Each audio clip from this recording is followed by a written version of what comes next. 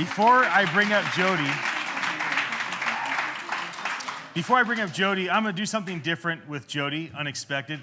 I'm going to hand you a microphone, and I'm going to walk away for 8 minutes. I have been live for since 5:30. I just need a little break. And I spent 3 hours with you the other night having dinner, and you know, there's a handful of people in my life that when I sat down and talked with them, I just kept leaning forward and leaning forward and leaning forward.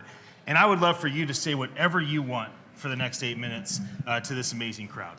Well, the first thing I'm going to say, amazing crowd, is that I would love you to say whatever you want for the next 8 minutes. Because we're going to play a game. Engagement. I have a pocket full of US dollars. Real currency. And I'm going to be giving away $20 notes to people who answer my questions correctly. The first question is, what amazing event in American history occurred on the 20th of July, 1969?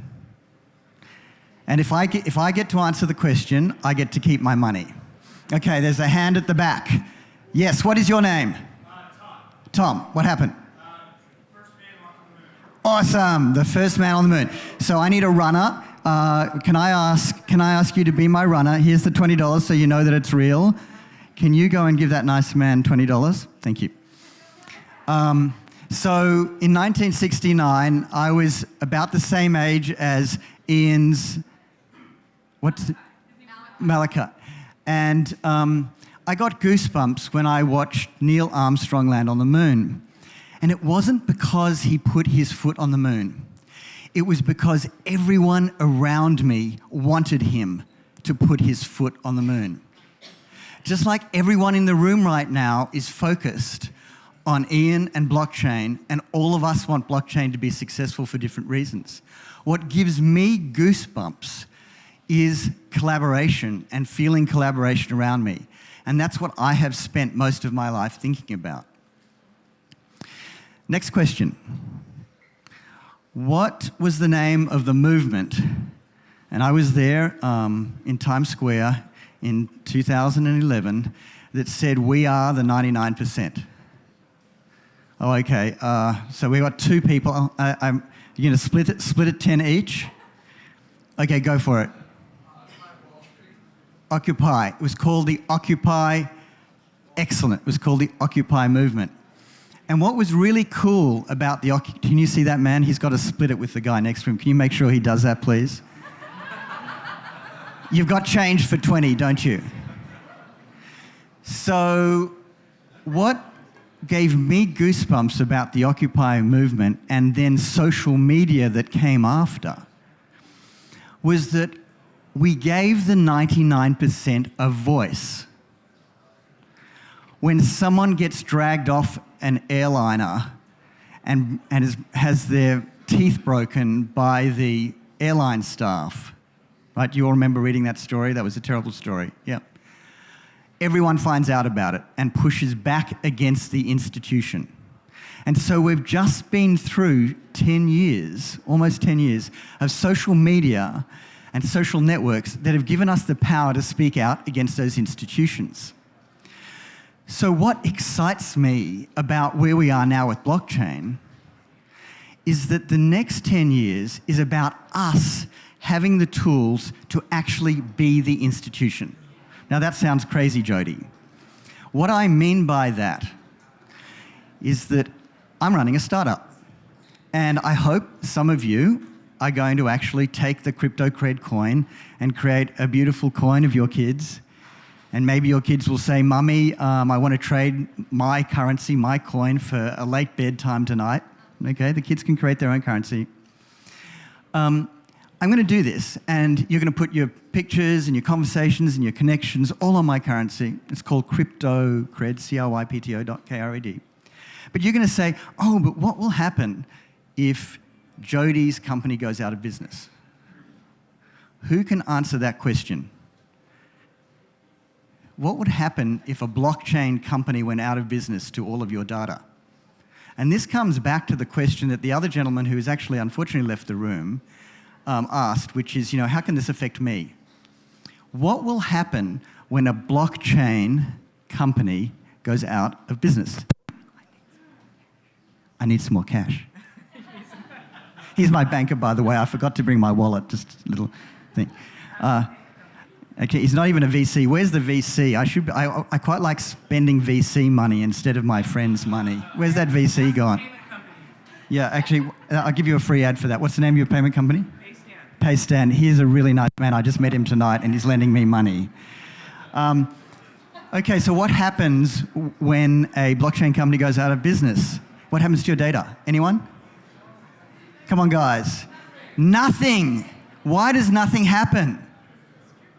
It's distributed. It's everywhere and nowhere. It's on 50,000 servers. And so what blockchain is going to do for me as a startup, and every one of you who wants to create a startup, it's going to give you persistence. It's going to give you the sort of authority that institutions have. The reason I put my money in Citibank is because they have authority, they have persistence. I believe they will be around for a long time. The reason I will give my data to a blockchain company is because whether they stay in business or not, I know that the things that I've shared with them are actually going to be safe. And that's really awesome. And so that actually comes back to the last thing that I wanted to talk to you guys about, which is my life's work. And that's about collaboration. And that's about, as humans, I think we are 50% selfish and 50% generous. We've all seen that in our kids, in our friends, in our parents. And I think we need tools to make us, or to help us grow in that generous side. But what's really interesting is that very often it's the selfish part of us. It's the currency that sometimes makes us more generous. And I think that we've seen currencies create communities. We've seen communities now have the ability to create their own currencies. And what I want to see this year, I would like to see blockchain and cryptocurrencies move from speculation to real applications that people can use. And so thank you. Real applications that people can use. And that's not speculation. All you speculators, probably all the dudes at the back who are talking, you're all speculators, right? This is boring for you because, what happened to Ethereum today? Or BTC? Went up. I didn't want you to tell me. You're a nice man. I wanted one of the dudes at the back to tell me. Off to Las Vegas, speculators, because this year we really want to see real applications. And I was just in New York, and I need to keep giving away this money. Who knows who Nouriel Roubini is? Nouriel Roubini, someone at the back. Okay, here we go. Who is Nouriel Roubini? Nobel Prize economist. And what was he famous for? I'll give you a clue, something about the GFC. Will you give that to that nice lady, please? So he was famous for predicting the GFC. Nouriel Roubini is sort of Mr. Doom and Gloom, and I just heard him debate in New York, and he sort of killed all of the Bitcoin people with their stars in their eyes. And he said basically he said the same thing that congressman from California said in Congress recently, which was crypto is crap.